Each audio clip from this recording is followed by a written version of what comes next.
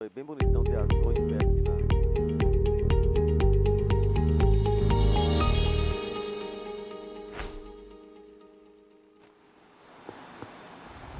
Fala, turminha do nono ano, tudo bom com vocês? Eu sou o professor Luciano Júnior, professor de História. Nós vamos para mais uma aula do Educa Recife, aqui para as turminhas queridas do nono ano. Então hoje nós contamos com a ajuda da Raquel, aqui ó, no nosso cantinho da tela, nossa intérprete de Libras, que junto com toda a equipe de intérprete de Libras nos ajudam para que nossas aulas se tornem mais acessíveis para todos e todas, porque a acessibilidade é importante. Então, outra questão que nós temos que colocar é que você pode assistir às nossas aulas de várias formas. Você pode assistir a nossa aula agora, nesse momento, pela TV Nova. Mais tarde a aula é reprisada. Pode acessar o canal do YouTube do Educa Recife na internet. E aproveita, se você perdeu alguma aula, lá no canal do YouTube tem as aulas anteriores. Deixe um comentário, deixa perguntas que quando a gente acessa, a gente responde a todas elas. Aí por fim aqui no cantinho subiu ó, o QR Code, aponta o celular para o QR Code, faz o download do aplicativo do Educa Recife e assista às nossas aulas com a sua internet patrocinada pela prefeitura. Então, nesse sentido, não vai consumir do seu pacote de dados. Ó, se você ainda não fez o download do aplicativo, faça com brevidade, porque, por exemplo, o nosso querido professor Giorgio, que está aqui conosco hoje, ele fez o download do aplicativo, não foi, professor? Fiz sim. E aí, meu povo, um grande abraço para vocês. É uma satisfação enorme estar hoje também junto com o professor Luciano, com vocês, nessa aula massa que foi feita aí com muito carinho. E os QR Codes estão aí, ó. Aqui, ó. Opa, aqui, ó. Então você vê aí qual é o seu aparelho, né, qual é o seu sistema operacional, se é Android, se é iOS. Baixa isso, né? Às vezes você trocou o celular, tem que rebaixar, né? Baixa de novo aí. E aí tá tudo máximo. Eu tô aqui, tô acompanhando aqui. Qualquer coisa, manda para cá as perguntas que a gente responde aqui na hora, feito caldo de cana. Beleza? É isso aí. Então vamos para a nossa aula, né? A gente começou a trabalhar um bloco de conteúdos que a gente chama de regimes totalitários. Então a gente já estudou a origem desses regimes totalitários, a gente estudou o fascismo na Itália e começamos na aula passada a falar sobre o nazismo na Alemanha. E hoje a gente vai tentar finalizar essa parte. Mas vamos iniciar observando aí algumas imagens, né? Eu coloquei uma imagem, mas tem mais de uma aqui, a gente vai observar. Ó, observa essa imagem aí. Ó. Você já viu uma foto como essa em algum local? Aí não vai dizer, professor, eu já vi no livro didático. No livro você vai encontrar fotos parecidas com essa cena. Mas em algum outro local, assistir algum filme que retrata sobre o que a gente está colocando aí na imagem. Nesse sentido aqui, ó, também, ó, outra imagem aí, ó, presta atenção essa imagem. Essa imagem, inclusive, me lembrou a cena de um filme. A cena de um filme muito bonito chamado A Vida é Bela. Acho que o professor Giorgio também já assistiu. Já. Né? Roberto Benigni, né? o ator do filme. Comediante, então, né? Isso, comediante italiano. Muito legal o filme. E é um filme fantástico. E aqui, ó, essa imagem aí, ó, o que é que essa imagem representa? Ó, tá dando para perceber, isso aí são fornos, mas a gente vai tentar entender o que foi isso aí. Veja, porque hoje a gente vai tentar comentar sobre a ditadura aí do período nazista alemão e suas características, né? Como é que essa ditadura se instalou e, e como ela se apresentou, né? Então, voltando para as imagens, aqui a gente tem um forno, são fornos. E essas pessoas que estão aqui, ó, estão nessa cama dura aí, ó, sem colchão, são judeus que foram aprisionados em campos de concentração nazistas, né? Então, desses campos de concentração, o mais famoso deles foi o campo de concentração de Auschwitz, na região da Polônia, não é isso? Então, inclusive, se vocês quiserem, vocês podem acessar na internet o auschwitz.org ou .com, não recordo bem, mas eu posso passar isso depois, que vai levar você para uma visita virtual pelo campo de concentração de Auschwitz. Você consegue, pela interatividade da internet, entrar em cada uma das salas, né? Inclusive das salas, como essa sala aqui, ó, o local onde eles dormiam, né, os dormitórios, né? E acessar, assim, ó, as imagens são tão legais, tão bem feitas, né, a reprodução, que você ainda consegue ver nas paredes o que os judeus escreviam, né, quando estavam lá no campo de concentração. E esses judeus, eles foram submetidos ao Holocausto. Holocausto, né, expressão grega, né, holo queimar, né, holo é corpo na realidade, né, e caustos, queimar, ou seja, o corpo queimado. Por quê? Porque eles eram aprisionados, submetidos a trabalho forçado, e quando eles iam definhando, né, ficando bem ali desnutridos, né, eles eram conduzidos para locais onde eram exterminados em câmaras de gás e depois tinham seus corpos cremados, né. E só nesse campo de concentração de Auschwitz a gente teve mais de 2 milhões de judeus que foram exterminados. Tudo por conta de quê? Porque a gente teve aí, ó, durante um período, a instalação de um regime ditatorial na Alemanha, né? O regime liderado, né, pelo Partido Nazista, né? Então a gente chama esse período aí da Alemanha, né, de nazismo, né, período da ditadura nazista, né? E vamos lembrar que após a Primeira Guerra Mundial, vocês devem ter lembrado, né, que a Alemanha ela tinha sido submetida a uma pesada multa, né? A Alemanha saiu como a grande responsável pelo início da Primeira Guerra. Quando ela terminou, ela perdeu territórios, perdeu colônias, ela teve que limitar o seu exército a 100 mil homens, não podia construir navios de guerra e ainda teve que pagar uma indenização muito pesada aos vencedores da guerra. Nesse sentido, em 1922, a Alemanha decidiu suspender o pagamento da dívida de guerra, né? E a França vai revidar e ocupar o Vale do Rhin, importante polo minerador industrial, né? Então, a reação da França, que foi uma das vencedoras, né, da Primeira Guerra Mundial, vamos lembrar. Aí, se você não lembra, a gente tem aulas sobre a Primeira Guerra Mundial no canal do Educa Recife no YouTube. Você pode voltar e rever essas aulas. Mas veja, o resultado é que ela saiu aí bem arrasada, né? E quando ela resolve suspender a dívida, como resposta, a França invade o Vale do Rhin, que era um importante polo minerador e industrial. Então, os trabalhadores, né, do Vale, apoiados pelo governo alemão, reagiram a essa ocupação por meio de uma grande greve. Aqui a gente tem a imagem, ó, dos trabalhadores do Vale, né, do Rhin, aqui, ó, em protesto contra a invasão ali, ó, contra a ocupação francesa. Aí só que para custear o movimento grevista, o governo alemão ele vai autorizar aí a emissão de papel moeda, o que fez com que a crise agravasse, né? Porque quando a gente está em um processo de crise, certo? Você aumenta a quantidade de moeda em circulação, a moeda termina desvalorizando e você termina aumentando a inflação. Então a inflação na Alemanha já era muito pesada, a gente tinha um período aí de hiperinflação, né? Onde o pessoal saía, professor, com um carro de mão cheio de dinheiro e voltava com um saquinho de pão, né? É uma analogia para a gente entender, mas a situação era bastante pesada, né? A Alemanha estava numa crise muito violenta econômica, não é verdade?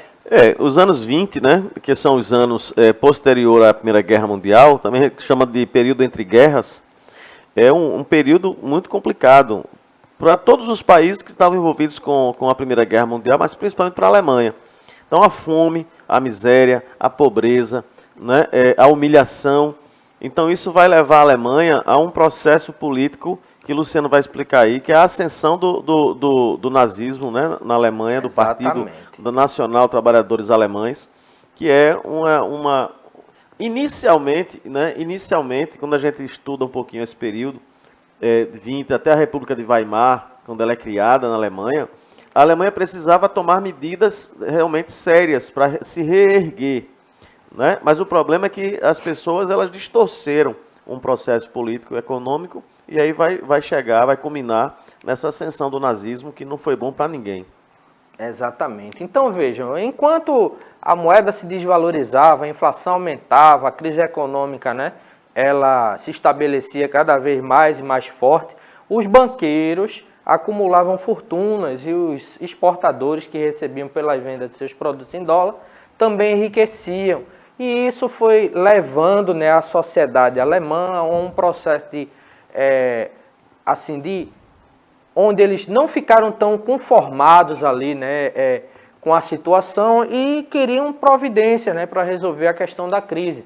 Então, nesse contexto, os nazistas, né, que já tinham se estabelecido como partido, tentaram tomar o poder à força. E em 1923, Adolf Hitler, esse figuraço aqui, ó, que está aqui, ele liderou um golpe, né, que foi o Putsch de Munique, em 9 de novembro. Porém, o golpe foi sufocado e 16 membros do partido nazista morreram. Hitler terminou preso, foi condenado aí a 5 anos de prisão e na prisão de Landsberg, né, onde ele ficou, condenado ali, ó, pela arquitetura, né, de um plano, né, de traição, de conspiração, ele vai escrever a obra que contém todas as ideias do pensamento nazista, né, de Hitler, que foi o Mein Kampf, né, traduzindo aqui para o português, Minha Luta. Então aqui a gente tem a base da doutrina nazista, sistematizada, né, por Adolf Hitler. E em alguns locais do mundo, esse livro ele é proibido de ser comercializado, né? Então a gente tem alguns locais que proíbem a circulação do livro, né, do Hitler, né? Até um tempo atrás a gente tinha uma editora, né, que reeditava grandes clássicos, digamos assim, da literatura universal e existia uma edição, né, desse livro aqui no português. Mas hoje fica até mais difícil da gente encontrar. Não sei se isso é realmente uma coisa que eu não me recordo, se houve uma proibição ou se simplesmente as editoras deixaram, né, de lançar esse livro, né? Mas aqui a gente tem, ó, as bases da doutrina nazista, né? Primeiro o arianismo, né? A ideia de raça superior.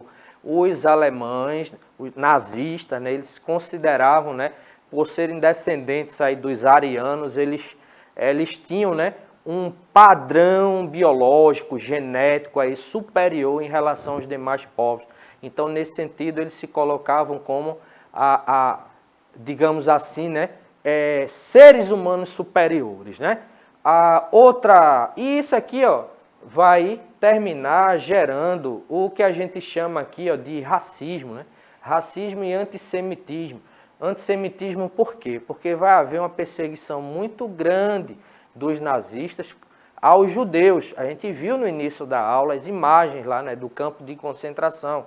Judeus, mais de 6 milhões de judeus foram exterminados, né, pelos nazistas, né? E é por isso que a gente chama esse período de Holocausto, né? Porque eles eram assassinados e cremados, né?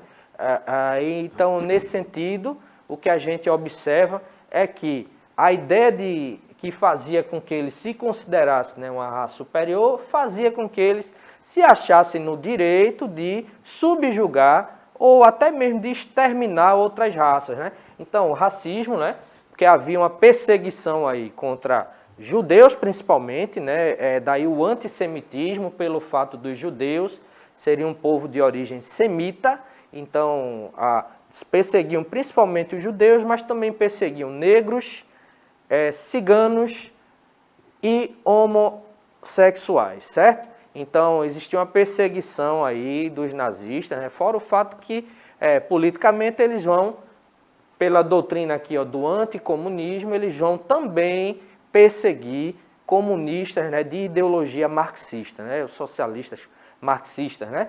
Então, nesse sentido, a gente tem aí essa síntese, né, do que seria as ideias, né, do Mein Kampf, né, e do nazismo, o totalitarismo, né, aquela ideia, né, você tinha ali a questão, né, que vai desembocar aí no que a gente chama de expansionismo, né? Então a ideia de expansão, né, do Terceiro Reich, né, que era a pretensão do Hitler, né? A fundação ali do Terceiro Reich, né? O primeiro Reich seria o Império Romano, o segundo o Sacro Império Romano-Germânico e a Alemanha hitlerista seria o Terceiro Reich, né? E tem a ideia aí do espaço vital, o seu... O espaço vital, eu queria só puxar também uma ligaçãozinha ali do arianismo, né, e do antissemitismo. O antissemitismo é de Sem, né, um dos filhos de Noé. Exatamente. Né? Então, os descendentes de Sem, como também a gente semitas. A gente vai encontrar, por exemplo, Caim, os cainitas. Cainitas, né? Então, mas o do semitismo aí de Sem, daí geralmente o povo judeu. A questão do arianismo é um bispo na época do Sacro Império Romano-Germânico, né? Naquela parte de Salzburgo, ali na Áustria, no centro da Europa, um bispo ário, que cria essa teoria de que aquela região foi a única região da Europa que não houve a miscigenação, nem com povos germânicos, né? Isso. E nem com os africanos, nem os latinos. Então, é um povo que se manteve numa Daí a conservação etnia, da raça, né? É a eugenia, né? A questão da raça pura. E a questão do espaço vital era a questão do espaço próprio da Alemanha, né? Isso. Então, da Alemanha, da Kulturkampf, né? Que era da cultura alemã, e o resto terrestre, né? Mas aí vamos deixar Luciano. Vamos continuando. Então, ó, como é que eles vão chegar ao poder? Aí veja, quando em 1925 Hitler, que já estava liberto, né? Já tinha saído da cadeia, ele começa uma campanha política aumentando aí a representatividade do partido nazi, né, dos nazis. Então, em 1930, o partido consegue eleger 107 deputados e em 1932 elege 280 deputados. Então vejam que 2 anos depois o partido ele já contava com um número muito expressivo aí, né, de deputados. Então, o que é que explica isso? Essa evolução política se explica pelo fato do nazi ser a alternativa aos ideais socialistas. Vamos lembrar que a gente falou aqui que na Alemanha existia aquele medo, né, da crescente influência socialista, né? Porque em meio à crise econômica pela qual a Alemanha passava, o discurso socialista, né, de organização social, de apoio ali aos trabalhadores, né, que eram quem mais sofriam com a crise, né, os trabalhadores. A gente viu que os banqueiros estavam muito bem, obrigado, né, mas os trabalhadores, né, a população, o povão, né, como a gente diz de forma geral, não estava tão bem assim. Então, nesse sentido, né, as ideias socialistas eram bem recebidas. Não à toa, por exemplo, quando a gente tem a formação do partido nazista, né, o nazi seria o nacional-socialismo, né, o Partido Nacional Socialista dos Trabalhadores Alemães, né, mas aí esse termo socialista aí não tem nada a ver com o socialismo desenvolvido, né, pelo pensador Karl Marx, né. O socialismo ali seria apenas uma forma que foi utilizada para cooptar a classe trabalhadora, tirando assim a classe trabalhadora de uma influência maior dos ditos socialistas marxistas, né? E a gente vai ver isso mais na frente. Eu trouxe a imagem de uma moeda que vai representar muito bem essa ideia. E em 1933, com maioria no parlamento e com apoio dos grandes donos de indústria, né, o presidente Hindenburg nomeia Hitler como um chanceler, né? Então Hitler ele chega ao cargo de chanceler. Aí o que vai acontecer? Olha aí, ó, mais uma ação aí, ó, a nazista aqui, ó, um incêndio no parlamento alemão, que é o Reichstag, né? E Hitler ele vai culpar os comunistas. Vejam, vamos lembrar, em todos os locais que a gente teve assim, ó, a questão do estabelecimento de ditaduras, a gente sempre teve um grupo aí colocando um outro grupo como um inimigo a ser perseguido, né? Então a gente observa, foi assim também durante a ditadura militar no Brasil. A gente observa que durante a ditadura militar no Brasil, o objetivo de implementação do golpe foi o golpe de 1º de abril ali de 1964, né, que foi puxado para o dia 31. Aí a gente tem o quê? O inimigo comunista que tem que ser derrotado, né?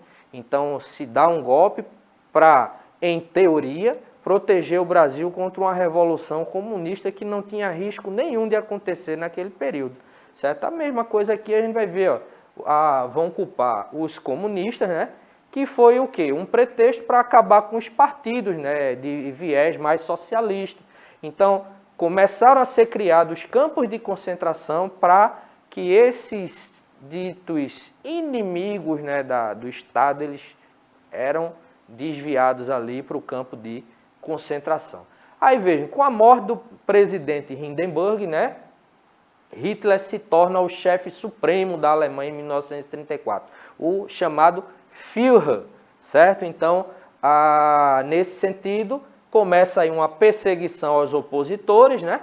E vem o episódio aí da Noite das Facas Longas, né? Onde muitos oficiais da SA, eles terminam sendo, né, assassinados pela recém-criada, né, Gestapo, né, que era a polícia secreta do Estado.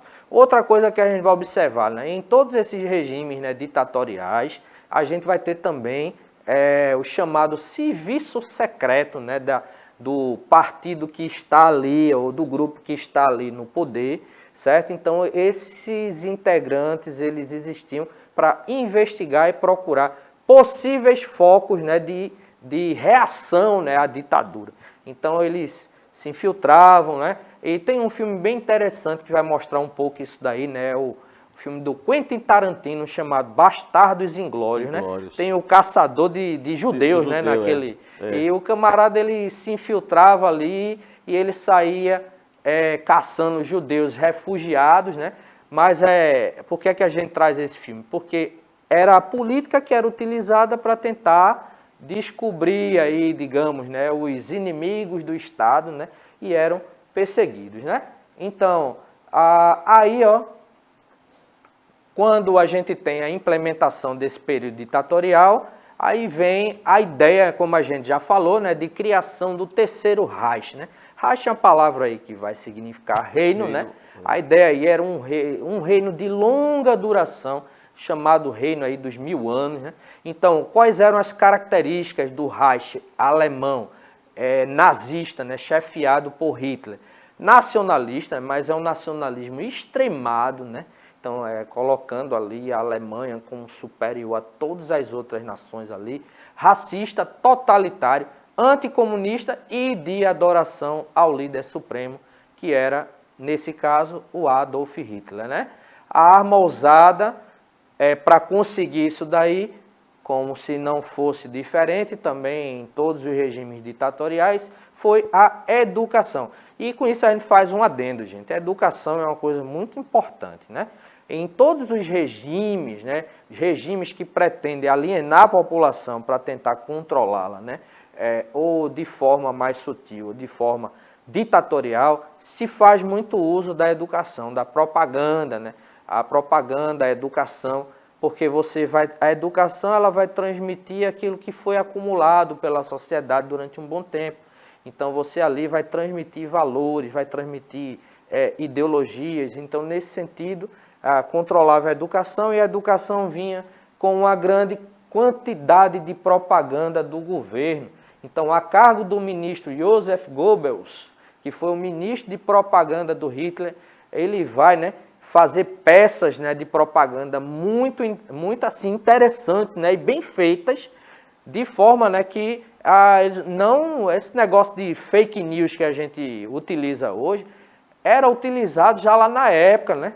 E fake news é uma expressão moderna que a gente usa para mentira, né? Ou propaganda enganosa, certo? Desinformação. Então, ó, frase do Goebbels, ó, uma mentira contada várias vezes torna-se uma verdade. Então, uma coisa é uma pessoa sustentando uma ideia, né? Uma ideia nociva, uma ideia mentirosa.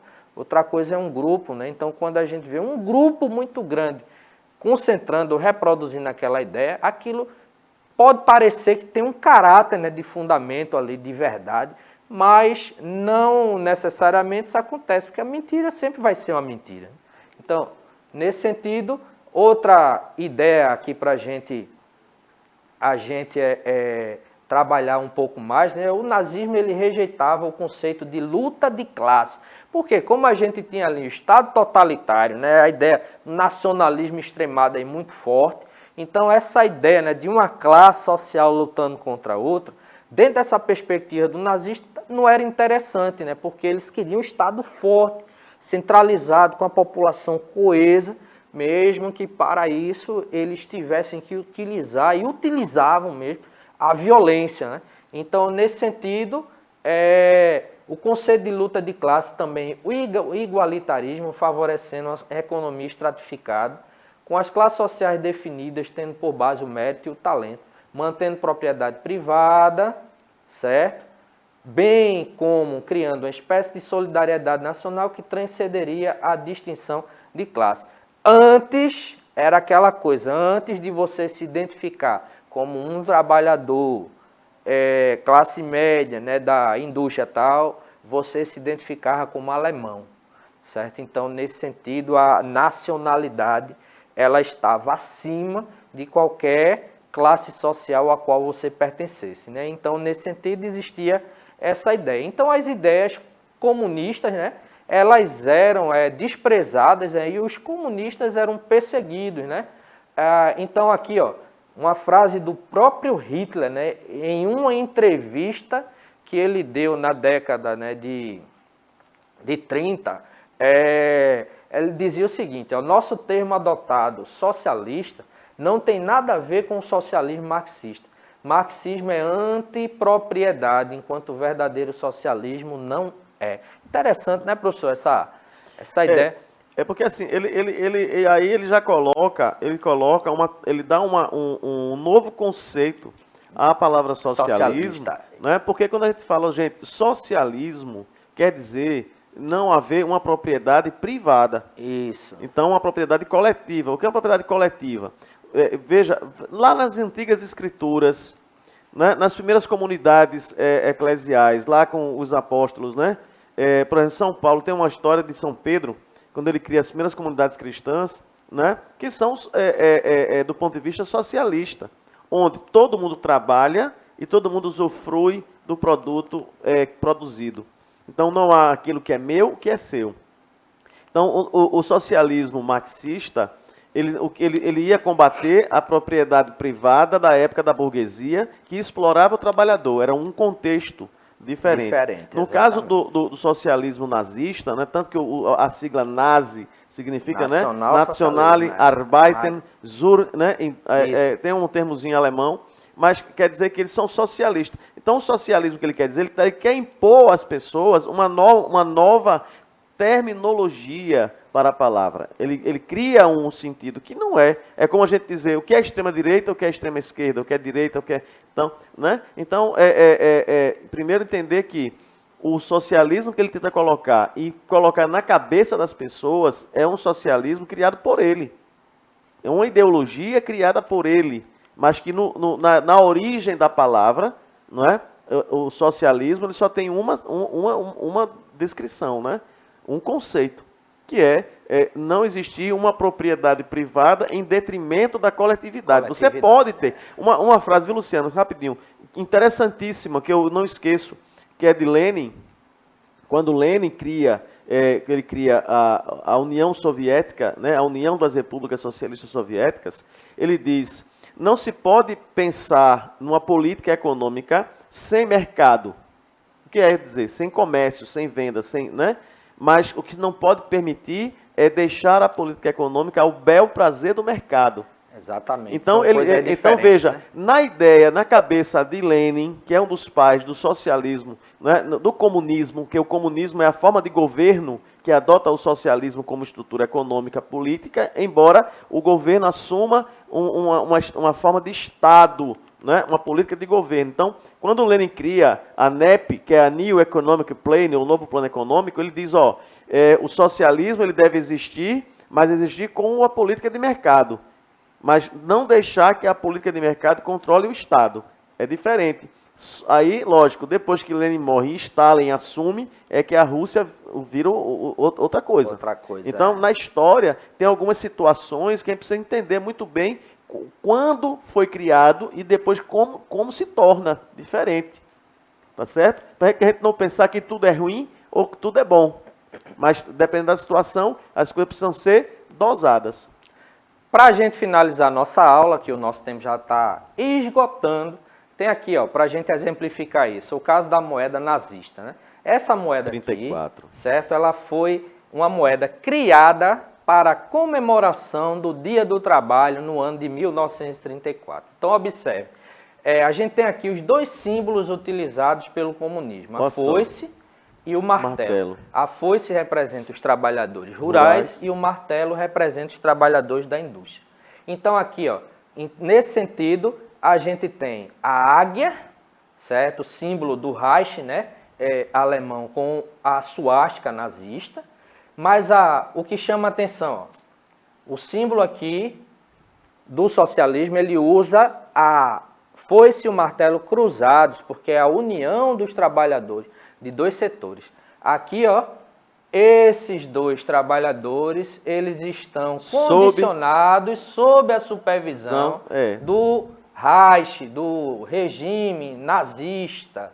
Então, se utiliza muito essa ideia aqui para tentar trazer a ideia de que o socialismo utilizado por Hitler era o mesmo socialismo utilizado pelos marxistas. E não é. Então, vejam, vale lembrar que esse processo ele foi sendo houve uma evolução e a gente vai ter uma coisa muito forte aí, que é quando Hitler resolve invadir a Polônia, dando início aí ao que a gente vai conhecer como Segunda Guerra Mundial. Mas isso é tema para a próxima aula. No mais, valeu, Raquel. Valeu, professor Giorgio. Até outra hora, meu povo. Tchau, tchau, que a gente já esgotou o tempo. Tchau, pessoal. Até a próxima aula.